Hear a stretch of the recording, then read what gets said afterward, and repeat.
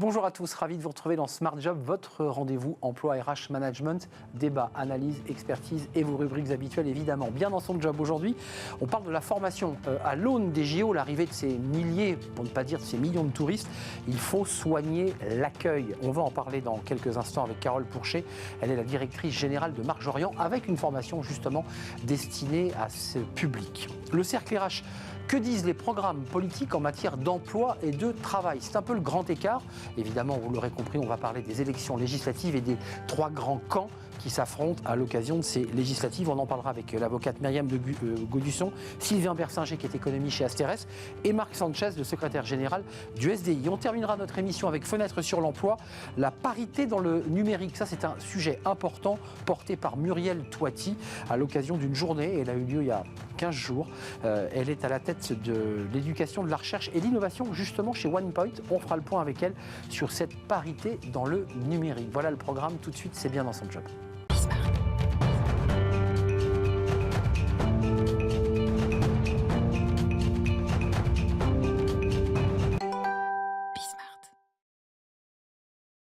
Bien dans son job pour parler de formation, on en parle beaucoup dans Smart Job, une formation spécifique destinée à ceux qui vont vous accueillir. Alors je dis vous qui allez peut-être venir à Paris pour les JO, mais aussi les millions de touristes qui vont venir du monde entier. On en parle avec vous, Carole Pourchet, vous êtes la directrice générale de Marge-Orient, et non pas de Marge-Orient, c'est bien Marge-Orient. D'abord un petit mot sur votre entreprise et on va évidemment faire un focus sur cette formation. Vous n'êtes pas qu'un organisme de formation, si je comprends bien. Oui, nous on accompagne les hôteliers-restaurateurs, donc des milliers d'hôteliers de restaurateurs en France, en Italie, sur finalement tout ce qu'on pourrait considérer comme des à côté de leur cœur de métier, et ce qu'on appelle dans d'autres secteurs des fonctions support. Donc les RH, les achats, la RSE. Voilà. Ils vous appellent. Et à vous, évidemment, de leur proposer le candidat ou le profil idoine. Exactement. Là, vous avez fait un focus important parce qu'on va attendre, et on attend des millions de touristes, français, européens, venus du monde entier. Qu'est-ce qui vous a motivé à initier cette formation? Alors, d'une journée, on est bien d'accord, c'est 7 heures, hein, on ouvre la porte, on donne les bases. On ouvre la porte, on donne les bases. Ce qui nous a motivés, c'est le fait que dans nos métiers, on s'est rendu compte qu'il y avait de plus en plus de personnel qui n'était pas forcément issu d'écoles hôtelières ou d'écoles de restauration, dans lequel on peut apprendre effectivement les subtilités des différentes cultures, des différences d'accueil ou de posture. Et on s'est dit que ça pouvait être intéressant effectivement d'offrir cette formation pour remettre un petit peu tout le monde à niveau, sachant qu'on ne découvre pas le fait d'accueillir des étrangers du fait des JO.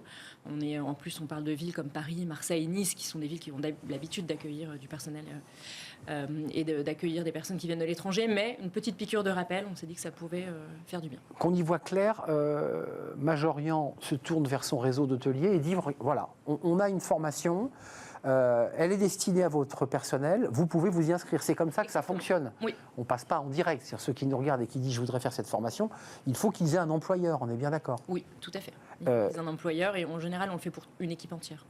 Une équipe de réceptionnistes, une équipe de salle, comme ça on mutualise la formation pour toute la... 7 heures, intense, qu'est-ce qu'on y apprend? Parce que c'est vrai que l'enjeu aujourd'hui, on le voit, il y a souvent des articles et des notes qui ne sont pas toujours très bonnes sur l'accueil des touristes, sur la manière dont ils sont reçus dans nos cafés. Qu'est-ce qu'on apprend en 7 heures? Qu'est-ce qu'on leur donne comme base? Alors on n'apprend pas des techniques à proprement parler du métier, mais on va apprendre surtout dans des petites scénettes ou dans des mises en situation, parce qu'on veut que ce soit très pratique. On apprend des subtilités, par exemple, on n'accueille pas du tout de la même façon un japonais ou une japonaise qu'un américain ou qu'un italien.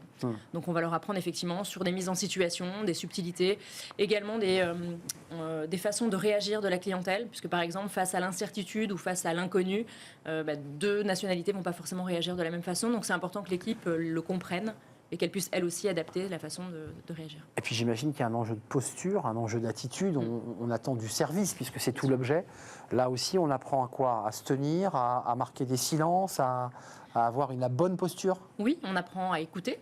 On apprend à montrer des signes qu'on a compris ce que nous demande la personne. On apprend évidemment à se tenir. Si je reprends l'exemple de la clientèle japonaise, il peut être de coutume de faire des révérences un peu plus poussées.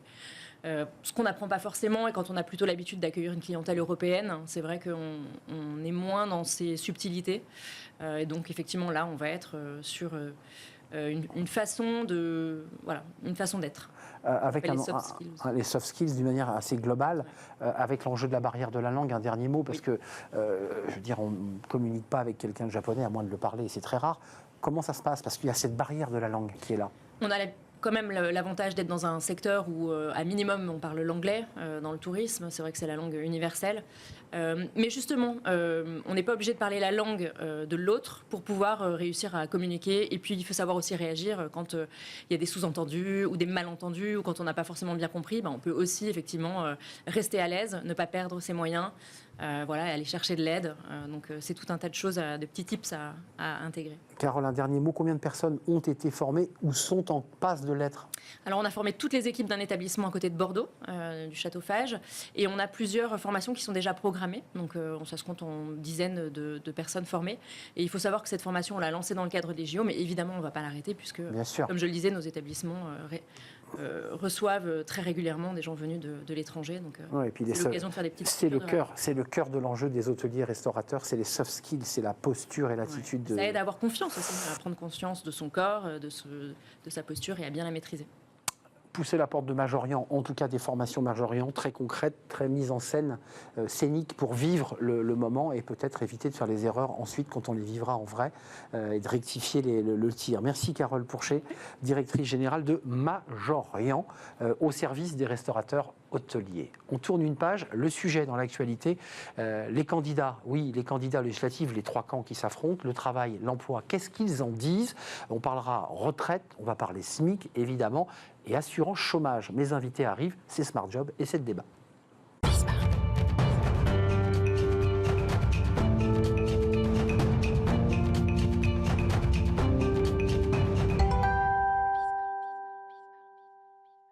Le cercle RH pour parler politique, mais s'intéresser évidemment à nos sujets, l'emploi, le travail, l'assurance chômage, les retraites, tous les sujets que nous avons traités depuis 3 ans et qui sont évidemment sur la table, en tout cas qui sont sur votre table parce qu'ils font partie des programmes des candidats.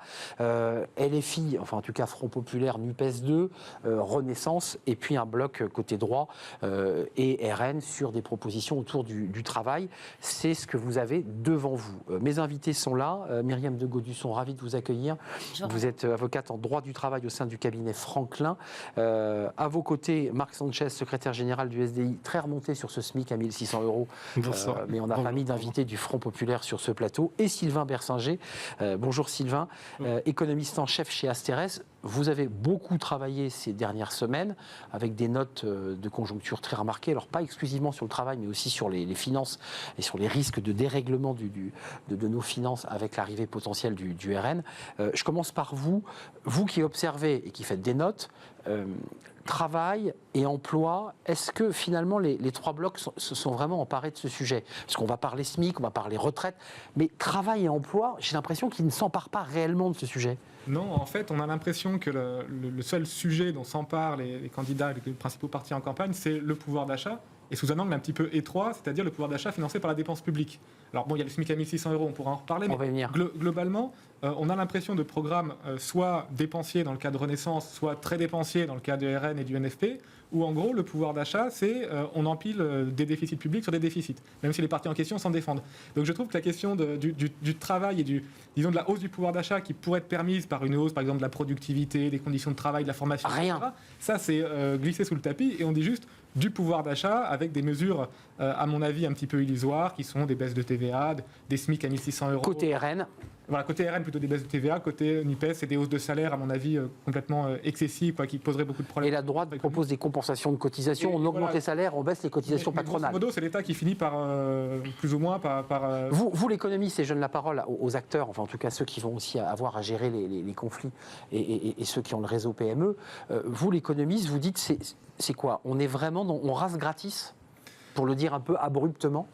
Y a un peu une idée dans cette campagne, je trouve, de promesse facile, c'est-à-dire votez pour nous, vous aurez du pouvoir d'achat. Oui, mais le pouvoir d'achat, c'est le pouvoir de consommer, et pour consommer, il faut avoir produit avant, quoi. On peut pas consommer quelque chose qui n'a pas été produit. Donc il y a un peu un côté, votez pour nous, vous aurez du pouvoir d'achat, mais oui, mais quelle économie dynamique derrière va produire ce qu'il faut pour que les Français consomment plus? On comprend ce désir de pouvoir d'achat, mais il faut produire. Mais voilà, il faut faire une économie dynamique pour le financer. Pas de sujet sur les 32 heures, pas de sujet sur la semaine des 4 jours, et Dieu sait si sur ce plateau on a traité de ce sujet, les syndicats s'en sont emparés. Marc Sanchez, que dit votre réseau? Que dit le secrétaire général en charge du SDI, donc avec ce réseau d'entreprises? 1 600 € le SMIC. On parlait tout à l'heure de propositions sur le pouvoir d'achat. On est dans une campagne qui est assez courte. Très courte. Et on est dans des propositions, où qu'on regarde d'ailleurs, qui sont somme toute assez démagogiques. Si aujourd'hui on veut effectivement avoir une approche, on va dire, concrète des choses, on va faire un petit peu de mathématiques. Donc si vous prenez effectivement un SMIC aujourd'hui à 1 400 €, que vous l'augmentez de 200 €, oui, tout à fait, brut, non, mais c'est important. que vous l'augmentez de 200 €, on va être à un coût pour une entreprise de 3 salariés, oui, je prends quelque chose de vraiment basique, qui va être à peu près de 500 € par mois par salarié sur 12 mois. Donc ça fait à peu près 18 000 à 20 000 € d'augmentation, grosso modo, avec des chiffres d'affaires et dans un contexte économique qui aujourd'hui effectivement est somme toute assez compliqué et qui entraîne effectivement des conséquences réactives de la part de nos chefs d'entreprise à ce stade, qui sont à la fois l'inquiétude et parfois aussi anticiper, c'est-à-dire de ne pas confirmer des contrats à durée déterminée, de ne pas recruter, voire même d'envisager effectivement des arrêts de collaboration avec des salariés. Juste un mot. Qu'est-ce que vous proposez? Alors, vous n'êtes pas candidat, vous n'avez pas de liste lancée dans les législatives, on est d'accord, à l'ESDI. Mais si vous aviez ces candidats, qu'est-ce qu'ils porteraient comme revendication? Qu'est-ce que vous souhaitez? Parce que malgré tout, vos artisans, vos indépendants, tous ces gens-là veulent augmenter leur pouvoir d'achat. Enfin, c'est un sujet de fond. Si on fait un peu l'état des lieux, on a fait un benchmark justement sur les propositions de chaque candidat d'un point de vue économique, enfin de chaque pilier, on va dire, globalement. À destination des très petites entreprises, il n'y a rien. On est d'accord, voilà. J'ai rien vu. Donc là, au moins, le constat, il est rapide. Alors effectivement, il y a des petites mesures sur le pouvoir d'achat, sur la semaine à 32 heures, sur le SMIC à 1 600 €. Il y a des maintiens de projets avec notamment la simplification administrative, où là... Ça fait 25 ans qu'on en parle. Hein, oui, voilà. Ouais. Alors là, la majorité présidentielle décide effectivement de continuer le travail sur le projet de loi SVE qui a été dissous en même temps que l'Assemblée. Le RN, lui, prévoit effectivement de lancer un grand audit. C'est un vrai sujet pour aujourd'hui. C'est un sujet qui a un coût. Hein. C'est grosso modo dans une TPE, la surcharge administrative, c'est 3% du chiffre. Oui. C'est 8 heures par semaine pour un dirigeant, etc. etc. Donc, je pense qu'effectivement, il y a une problématique des rémunérations, ça c'est vrai. Et il y a une problématique du coût du travail, notamment entre 1 et 3 fois le SMIC, qui effectivement peut poser problème et qui rend moins attractive nos TPE. Myriam de Gaudusson, alors vous êtes une avocate, vous avez une forme de devoir de neutralité. Je ne vous demande pas de prendre position sur les programmes, mais est-ce qu'il y a de l'inquiétude côté avocat et quel regard vous portez, vous, en tant que praticienne, sur ces propositions autour du travail ou autour de ces sujets, dit-on, un peu démagogiques? Alors, ça sera un point de vue surtout technique, puisque si le SMIC passe à 1 600 € brut, les minima conventionnels vont devoir être réévalués. Si les minima conventionnels vont devoir être réévalués, c'est l'ensemble de la masse salariale qui va exploser. Effectivement, ça va entraîner probablement une rétractation des embauches, voire même de la masse salariale par le biais de plans de licenciement collectif. Ça, c'est une constatation neutre. Neutre, oui. Mais en tout cas, qui a une incidence directe pour les chefs d'entreprise que vous rencontrez, qui sont vos clients, qui commencent déjà à prendre la calculette. Oui, sur les 1600, avec le minima conventionnel, pour chacune des branches, ça va être un coût explosif. Deuxième sujet, c'est les retraites, qui n'est pas un des moindres sujets, puisque ça a été le fruit d'1 an de négociations, de manifestations, de bras de fer, et avec l'idée, en tout cas venant de la NUPES, excusez-moi, du nouveau Front Populaire, de revenir à 60 ans. On est d'accord. Le RN, pour être précis, avait évoqué 60 ans il y a quelques années. Là, il est resté à 62. Pour être précis. Pour les carrières longues. Enfin. Pour voilà, et retravailler en fonction de la durée. Et Renaissance ne bouge pas sur les retraites. Sur cette question des retraites, partons du Front Populaire. Possible de revenir à 60 ans ou pas? Parce qu'on en revient à votre axiome. Il faut le financer. Oui, en fait, je crois qu'il y a une question, dans le fond, au bout du compte, de finances publiques. Parce que, si vous voulez, les retraites, il y a deux choses. Il y a le déficit des retraites en tant que tel. Et il y a que s'il y a moins de gens qui travaillent, si le taux d'emploi baisse, et on sait qu'en France, le taux d'emploi, notamment des plus âgés, est nettement plus faible que dans d'autres pays, ça fait moins de gens qui travaillent, moins de cotisations, moins de recettes fiscales. Donc en fait, au bout du compte, si on regarde les choses avec un peu mon regard d'économiste un peu macro, c'est à mon avis, au fond, une question aussi de finances publiques. Et s'il y a eu cette retraite, c'est aussi parce qu'il y a un déficit récurrent.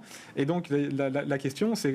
Contesté par le corps, vous vous rappelez, il y avait une petite sortie du corps qui avait dit, attendez, c'est pas si dramatique que ça. Mais en fait, vous vous souvenez, il était vite rentré dans son bureau, monsieur. Le déficit des retraites et aussi l'impact sur les rentrées fiscales s'il y a plus de gens qui travaillent, ce qui est encore autre chose.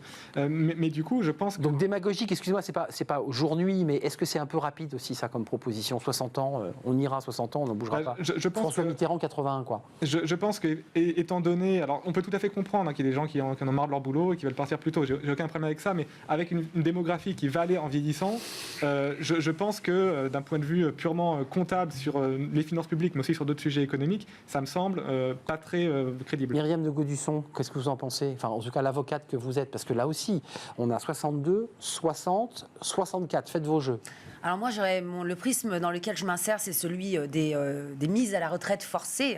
Effectivement, on a quand même une tendance aujourd'hui de manière insidieuse à ce que les salariés qui ont un certain âge soient un peu... Donc à la télé, ici, on nous dit on sauve nos seniors, et vous, l'avocate, dans la discrétion des bureaux, les entreprises se séparent de leurs seniors. C'est pas généralisé, D'accord. il y a quand même une tendance. D'accord. Donc ça va à l'encontre effectivement de la nécessité de devoir travailler de manière plus longue. Donc c'est toujours intéressant d'avoir des avocats qui nous racontent, en ouvrant un tout petit peu le capot, voilà, entre ce qu'on nous raconte sur le plateau en disant mais c'est une bataille de tous les instants pour sauver nos seniors, et l'entreprise a plutôt intérêt à s'en séparer. Il suffit de voir parmi les demandeurs d'emploi, les nouveaux inscrits, quel âge ont ces personnes. Je pense que ça c'est marquant. La retraite de votre côté, chez les indépendants, chez les artisans, chez les petites entreprises, là aussi c'est compliqué parce que là on parle des salariés, ceux qui ont cotisé leurs 42 et demi, je crois, annuités, si je ne me trompe pas, de mémoire. Comment ça se passe de votre côté, chez les indépendants? On la prend quand on peut, la retraite? Ce qu'on constate déjà, c'est qu'il y a des parcours professionnels qui oscillent entre le salariat, l'indépendance, la direction d'entreprise. Oui. Donc en fait, on se retrouve souvent avec des carrières qui sont des carrières reconstituées et sur lesquelles, effectivement, beaucoup d'entre eux ont cotisé en tant que salariés à une certaine époque. Donc elle a un impact quand même dans le calcul, effectivement, de la retraite au moment où elle sera prise. Après, je vous dirais que globalement, effectivement, c'est pas que c'est un non-sujet, c'est la réussite de l'entreprise et la revente éventuelle, dans l'hypothèse où c'est encore possible, qui est un capital, fera effectivement la retraite du travailleur indépendant. Mais le fait de naviguer entre les différents statuts, justement, entre les différents régimes, reste aujourd'hui, enfin, dans ce qu'on constate en tout cas, un élément assez essentiel au niveau de beaucoup de chefs d'entreprise où le fait de bénéficier ou de pouvoir continuer à bénéficier d'un régime par répartition et donc de solidarité reste une utilité. On le voit de manière assez intéressante dans les constitutions de SAS notamment qui ont explosé depuis 2015, où le salarié, enfin le dirigeant est salarié de son entreprise. Il est salarié, donc il paye beaucoup plus de cotisations qu'il ne le ferait en tant qu'indépendant, mais pour bénéficier du régime général. Et pourquoi pour en bénéficier? Alors, ça ne concerne pas la retraite, évidemment, mais le fait de pouvoir l'étendre à la retraite, c'est pas une vue de l'esprit, et c'est quelque chose qui serait prêt à avoir. Alors, bien évidemment, dans l'hypothèse où l'opération peut être rentable ou peut être acceptable, que ce soit sur la retraite de base ou sur les régimes. Entre ce que l'on verse et ce que l'on va recevoir. Parce que c'est le sujet. Okay. Tout à fait. Sur cette espèce de bataille autour du pouvoir d'achat, comment vous expliquez finalement que les grands sujets qu'on a traités sur ce plateau, parce qu'on les a traités assez régulièrement, car semaine des 32 heures, semaine des 4 jours, c'est-à-dire des sujets qui sont en train, télétravail, qui sont en train d'ébranler le monde du travail, ne soient pas traités? C'est quoi? C'est trop fin?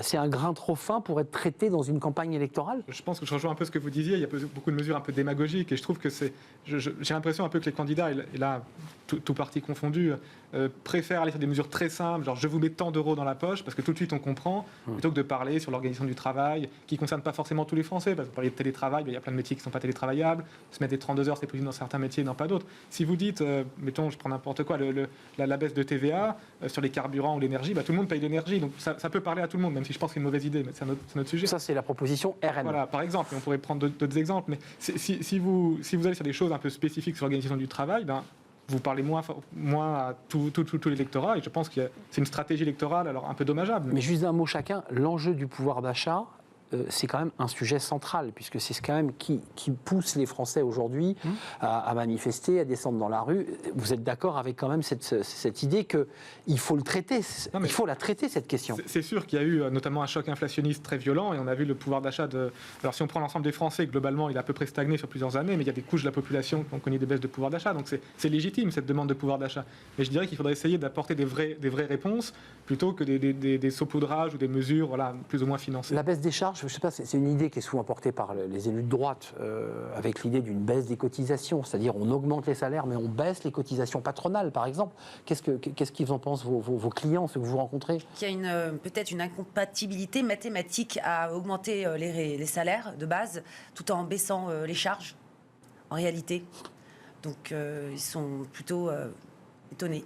Mais la grande réforme de l'État portée par Éric Ciotti, puisque c'est un des éléments forts qu'il porte, il évoque même la suppression des régions. Enfin, il l'a évoqué qu'une fois, mais enfin, ce sujet a été posé. La grande réforme de l'État qui permettrait de libérer de l'énergie. C'est une ligne que vous portez, vous, à SDI ? Où vous dites globalement on touche à rien, on a des services publics très puissants, ils nous coûtent très cher mais tout va bien. Tout dépend de ce que vous mettez dedans. C'est-à-dire qu'aujourd'hui, la France consacre à peu près, grosso modo, en termes d'impositions diverses et variées, 48% de taux de prélèvement, ou un chiffre dans ces eaux-là. Quand on fait le regard, quand on fait le point de comparaison, par exemple, entre le taux d'imposition dans notre pays et les services qu'on est censé avoir, hein, je pense à l'état de l'éducation nationale, l'état des transports, l'état de la police, etc. Enfin, tous ces sujets-là où on est quand même un petit peu dans une certaine difficulté, on se dit, ok, c'est bien gentil de vouloir augmenter les prélèvements obligatoires, mais vous voulez aller jusqu'où et pour quel retour derrière?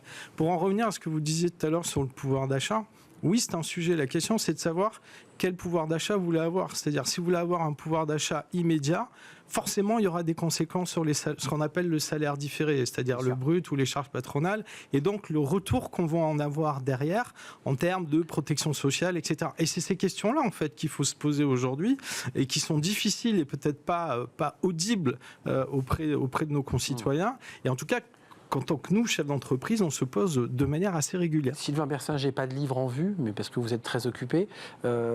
Concrètement, la prochaine note de conjoncture, c'est quoi? C'est une note sur le travail qu'on évoque, ou vous allez revenir sur les risques de déstabilisation des marchés, qui n'ont d'ailleurs pas été tant déstabilisés que cela? Je pense que ça va dépendre de l'actualité qui va tomber, parce qu'on est dans un contexte très... Donc vous attendez au moins le premier tour? Je pense, oui, je pense. Voir déjà quels seront les résultats du premier tour et comment les marchés, notamment le taux de la dette française, va réagir à ces résultats. Donc je pense que lundi matin, ça va être intéressant de voir quels sont les résultats et est-ce que les créanciers de la France prennent peur ou pas. Ça pourra mériter une note. J'ai vu que les bons du Trésor, enfin en tout cas, avaient été bien vendus sur les marchés. Il n'y a pas eu d'instabilité. Il y a eu un peu de hausse de taux quand même. Une légère hausse, Voilà, c'est pas encore la catastrophe, mais enfin c'est un petit indicateur. Pour vous, c'est un indicateur? Oui, c'est un indicateur à suivre. Merci. Myriam, un dernier mot? Vous vouliez rajouter quelque chose? Oui, la question c'est savoir quel niveau de protection en termes de couverture on va recevoir en tant que salarié si on paye moins de cotisations. Ça, c'est une vraie inquiétude. C'est toujours le même sujet. On veut avoir la meilleure garantie en payant le moins cher si on veut se situer dans un débat assurantiel. Et c'est compliqué, même les assureurs s'en plaignent. Merci à vous trois de nous avoir éclairés. On attendra évidemment le 1er juillet, je crois qu'après le 30 c'est le premier, lendemain du premier tour, puis deuxième tour, le 7 juillet. C'est l'élection évidemment la plus importante peut-être dans l'histoire de la 5e, et on va la suivre évidemment. Merci à vous trois. Merci Myriam de Gaudusson, avocate en droit du travail au sein du cabinet Franklin, qui nous a un tout petit peu levé le capot.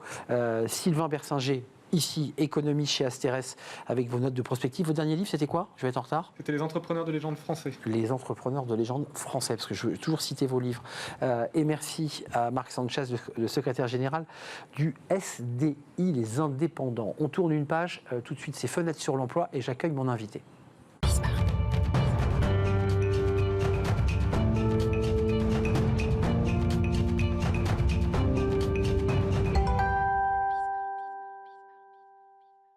Fenêtre sur l'emploi pour parler de la parité dans le numérique, sujet qu'on a traité et qui est un vrai sujet important. On en parle avec Muriel Touati. Bonjour Muriel. Bonjour Arnaud. Ravi de vous accueillir, partenaire éducation, recherche, innovation chez OnePoint. Et c'est un sujet chez OnePoint et en particulier chez vous qui vous tient très à cœur. Retour et occasion de faire le bilan et puis de se projeter, parce que c'est des journées qui vont se succéder de réflexion et de débat, celle du 21 mai. D'abord sur la philosophie de cet événement. Qu'est-ce que vous souhaitez dire et faire passer comme message? Eh ben, le message, il est très simple, mais d'abord revenons un peu à la genèse. OnePoint, au-delà d'être un fleuron technologique et de conseil, est aussi une société, une entreprise à impact et à forte responsabilité. Pour ce faire, nous avons engagé chez OnePoint, sur une base de bénévolat, des chantiers autour de la pluralité, de l'égalité des chances, de la diversité, notamment un qui nous avait semblé extrêmement important au regard de la pénurie des talents, sur le recrutement et comment faire mieux pour recruter les jeunes filles. Force est de constater qu'on a aujourd'hui, je le disais, une pénurie de talent. Force est de constater que nous avons 52% de la gente féminine sur cette planète. Ce serait dommage de s'en priver. Et donc, nous avons décidé, effectivement, et la philosophie est celle-ci, de faire en sorte, par le biais d'un jeu, le ludique, des émotions positives, et bien d'essayer de transcender, de dévier, de défier des biais cognitifs, voire des stéréotypes qui sont finalement le fruit chez les petites et les petits, et bien de sources éducationnelles, culturelles. Et de ces freins qu'on retrouve. Et de ces freins qu'on retrouve et qui se répètent. Et à un certain moment, il faut, je dirais, arrêter l'hémorragie. Chemin d'avenir, oui. C'est comme ça qui a été construit et nommé, baptisé cet événement du 21 mai. Il y aura une résonance en octobre prochain, le 15 octobre prochain. L'idée, c'est quand même de faire se rencontrer aussi des univers, de créer des ambassadrices. Vous aviez des personnalités de premier plan qui viennent aussi raconter leurs histoires. Ça joue un rôle de catalyseur. Complètement, vous avez tout à fait raison. Mais avant ces rôles modèles, et on pourrait les citer, qui sont venus animer toute l'après-midi, parce que je rappelle que cette journée tient sur une matinée et une après-midi, il y a surtout le jeu. Et j'ai dit dans mon introduction que les protagonistes du récit, en tout cas de cet événement, les héros et les héroïnes, eh bien, c'était les enfants. Et beaucoup moins les rôles modèles, parce que je fais partie de ceux et celles qui pensent que nous sommes nos propres rôles modèles. À savoir, tout l'art est de savoir comment accélérer chez soi, à l'intérieur de soi, cette dynamique de devenir ce qu'on doit être. Et ce jeu, qui est baptisé la fresque de l'équilibre harmonieux. Et j'y tiens beaucoup. C'est un très joli mot. Absolument, société réparée qui vise l'équilibre et l'harmonie entre les uns et les autres et leurs différences et l'acceptation de l'altérité. Le jeu, cette fresque de l'équilibre harmonieux, le jeu, les ambassadrices, les rôles modèles, et puis il ne faut quand même pas oublier un autre acteur, c'est l'éducation nationale, c'est les rectorats, c'est tous ceux qui accompagnent ces jeunes. Et là aussi, vous êtes en dialogue très constructif avec eux. Et ça, c'est aussi quelque chose qui me tient très à cœur, et chez OnePoint aussi, c'est comment je rapproche finalement l'institution publique avec le monde de l'entreprise de façon sereine, je dirais, et décomplexée. Parce que dans nos différences... Pas facile de vous à moi. Absolument, mais on peut y arriver parce qu'on essaye de rendre possible l'impossible chez OnePoint. Et c'est ça la beauté du geste. Autrement dit, nous avons été contactés par l'Éducation nationale et nous les avons contactés il y a maintenant 2 ans pour rallier nos forces, conjuguer nos différences, faire du 1 plus 1 font 3 et décider, parce qu'ils le savent parfaitement, eh bien qu'une entreprise pouvait les accompagner pour travailler la déconstruction de ces biais cognitifs et de faire en sorte que les petites, grâce à ce jeu, je répète, un jeu de cartes basé sur une énigme où les petites et les petits, parce qu'il ne faut pas oublier les petits également, eh bien se mettre à la place d'inspecteurs qui résoudent une énigme par un biais de champ sémantique sur ces cartes pour arriver par eux-mêmes et pour eux-mêmes à trouver leur chemin d'avenir. Et cet alliage serein entre le ministère de l'Éducation nationale et OnePoint, qui est à l'intersection d'ailleurs du monde public et du monde privé, a été extrêmement réussi. Et comme vous l'avez très bien dit, nous allons démultiplier ces événements, non seulement à Paris, mais aussi dans les régions. Absolument. Merci Muriel Toiti. Rappelons le mardi 15 octobre prochain, donc c'est très bientôt, après le soleil peut-être, une édition justement sur l'Institut qui va reprolonger, continuer à travailler ces sujets. Un tout dernier mot, on est très en retard. Un tout dernier mot, 3e édition de l'événement de l'Institut OnePoint qui va travailler, non pas sur chemin d'avenir, mais sur comment créer de la valeur dans nos PME et nos ETI qui sont les poumons économiques de notre pays, comment ressusciter par la recherche, le développement et l'innovation un désir de science pour un désir de France, pour sa croissance et son industrialisation. Merci Muriel Toiti, nous sommes très en retard. Partenaire éducation, recherche, innovation, c'est la passion qui vous habite pour parler à la fois de cet événement et celui qui va évidemment être devant nous le 15 octobre prochain. Nous en parlerons. Merci à vous, nous sommes très en retard. Merci à toute l'équipe, Romain à la réalisation, merci à Thibaut au son et merci évidemment à l'incontournable Nicolas Juchat qui m'accompagne chaque émission. À très bientôt, bye bye.